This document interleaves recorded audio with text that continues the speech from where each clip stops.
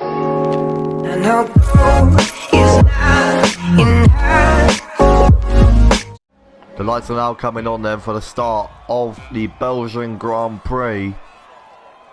It's lights out and away we go. Nazareth appear to have got a pretty good start there.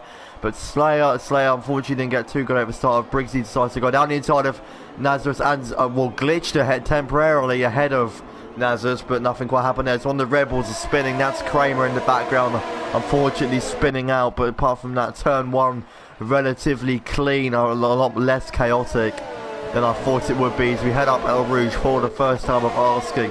No one getting it wrong yet, as here we have Sarge putting pressure on McKinley down the Kemmel Straight into the chicane up ahead.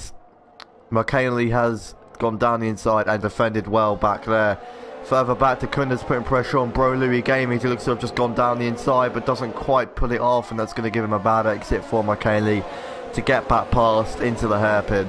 The Haas driver there is further in the background. Menti appears to be putting pressure on Lou Franz as he goes round the outside. That's a brilliant move. He gets forced off the track in doing so. So is Lou Franz just spinning off and it's had a massive shocker. Will he collect anyone on the way? No, unfortunately. No, well, not unfortunately. Fortunately not. Fortunately not. And that was a fantastic spin there. As Lou Ferrandez completely loses it on the green tarmac runoff. Into the super fast final sector we go. Not quite flat out through there. Second had a little wobble. McKinley goes to the outside of the bus stop chicane. The balls of that man must be massive as Takunda goes in really deep and will probably have to concede the position as he did go off track. Look at the traffic he's built up now. It's 3 wide down the pit straight. Sarge has also decided to get involved. McKinley now ahead of them both. So does Sarge try to go around the outside of McKinley? He does. Doesn't quite put it off. Takunda still down the inside, but now has to concede as Becco is also now putting pressure on the McLaren driver. As there's a yellow flag further back, I believe Lou Ferrandez has spun yet again on those wet tyres. So much harder to overtake in the wet. As there's another yellow flag further back, Quick Fast has retired from the race. I do believe there was an accident. We'll have to look. No, he's still moving. I think he's just retired. He might have spun, hit the wall. But currently, I believe he's retired. To the left, to the right he goes actually. As down the inside he goes. He should probably be ahead. There's contact between the two. Nice bit of argy-bargy, and he's now ahead up into 4th place. Briggs has also kept the go. Surely Briggsy will get past now. He's in the slipstream. He goes to the inside. Don't back out this time. Come on. It's down the inside he goes. He hasn't backed out. Still side by side between the two drivers. Slayer defending brilliantly, and Briggsy's decided to back out. Even McKinley's now might even get past him. It's down towards the hairpin we go. What a phenomenal ret race battle we go here. Briggsy has gone a bit deep and McKinley's got a brilliant switchback on him.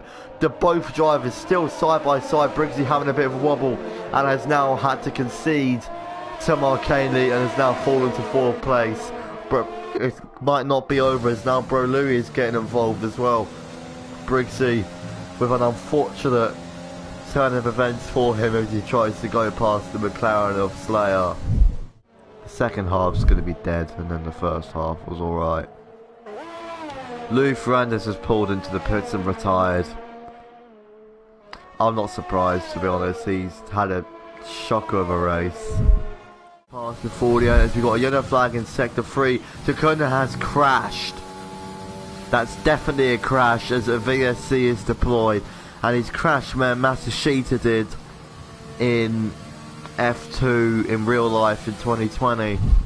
So in through sector 3 we go. Briggsy should definitely be past him now for the bus stop chicane. Gives Menti a little whack. Menti fights back and also gives him a return budge, a little revenge shove. Sarge is also getting involved and has also gotten past Menti. A little bit dirty from Briggsy there. It looked as if he just turned into him. As Sarge thinks about the move down the inside of turn 1. Doesn't quite pull it off. As the right word of Top Gear would say, as Kramer has retired from the race, he's crashed as another VSC is deployed. Quite nice. Yeah, it's a 22 lap race, but it still ends up being about the same length as Tiger Val his DNF too. As in the middle of the straight, his stricken car is. No safety car because he crashed under VSC, but an unfortunate end to his Grand Prix. There's another yellow flag up ahead. Bro Louis Gaming's out of the race. He's crashed at the top of El Rouge. Another VSC deployed. Oh no. Oh, that's so unfortunate. He was on his way for a podium, but has now crashed. Now unable to overtake. Here he goes on the last lap. Side by side with Slayer. Hasn't quite pulled ahead yet. Down the inside he goes into Lecom and up into third and up into second place. But in terms of time, that's still third because he has a 6-second penalty. Can he make that gap? 6 seconds to come across the line and win the 2021 IFR League Belgian GP. What an absolutely dominant display from the Mercedes driver there. I expect nothing less because he is in a Mercedes, so I'm honestly not too surprised. But what a dominant display from him there. As we go further back, Mezzi's getting increasingly gained upon by Briggsy. As Briggsy has nearly spun, he's into the wall.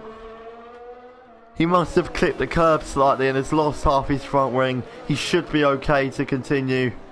He's only got 2 corners left and the gap behind him's 18 seconds. As he comes across the line to claim 7th place. As there's your race winner, Nazarus.